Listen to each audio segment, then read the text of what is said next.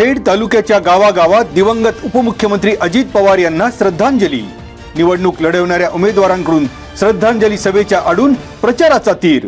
राष्ट्रवादी काँग्रेस पार्टीच्या उमेदवारांसह दोन्ही शिवसेनेसह अन्य पक्षांकडून श्रद्धांजली सभेचे आयोजन।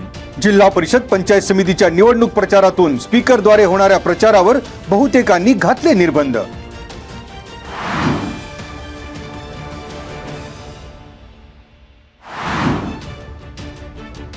नाशिक येथे आयोजित first United national masters games 2026 या राष्ट्रीय स्पर्धेत पॉवर लिफ्टर आणि वेट लिफ्टिंग मध्ये महाराष्ट्राच्या ज्योती राक्षे आवारी यांना 63 किलो वजनी गटात 2 सुवर्ण पदक, पॉवर लिफ्टर मध्ये 260 किलो वजन आणि वेट लिफ्टिंग मध्ये 110 किलो वजन उचलून ज्योती राक्षे यांनी पटकावलं अव्वल स्थान।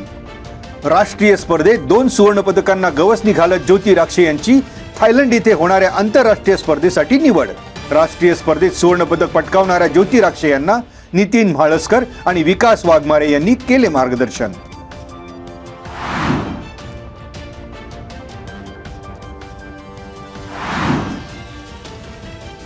जीवन अमूल्य असून ते पुन्हा मिळणार नाही, त्याचा सदुपयोग करा।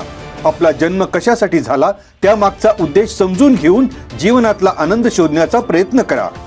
खेड तालुका शिक्षण प्रसारक मंडळाच्या वतीने हुतात्मा राजगुरू महाविद्यालयात आयोजित साहेबरावजी बुटे पाटील स्मृती व्याख्यानमालेत शनिवारी 31 जानेवारी रोजी आध्यात्मिक गुरु आणि वक्ते डॉक्टर चेतनानंद महाराज यांचे जीवनाला वन्स मोर नाही या विषयावर झाले व्याख्यान।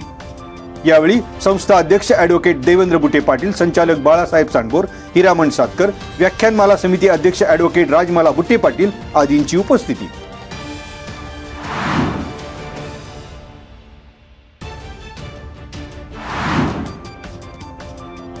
राज्यपाल आचार्य देवव्रत यांनी शनिवारी सुनेत्रा अजित पवार यांना दिली उपमुख्यमंत्री पदाची आणि गोपनीयतेची शपथ। लोकभवन येथे साधेपणाने झालेल्या या शपथविधीसाठी मुख्यमंत्री देवेंद्र फडणवीस, उपमुख्यमंत्री एकनाथ शिंदे, विधानसभा अध्यक्ष ॲडव्होकेट राहुल नार्वेकर, विधान परिषदेच्या उपसभापती डॉक्टर नीलम गोरे आदींची उपस्थिती।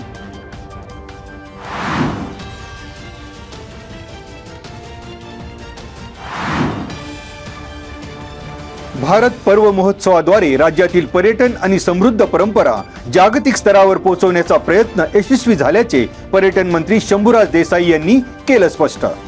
भारत पर्व 2026 महोत्सवामध्ये महाराष्ट्र शासनाच्या पर्यटन विभागाचा सहभाग। भारत पर्व 2026 मध्ये महाराष्ट्राच्या पर्यटन विभागाच्या दालनाला पर्यटकांचा उत्स्फूर्त प्रतिसाद।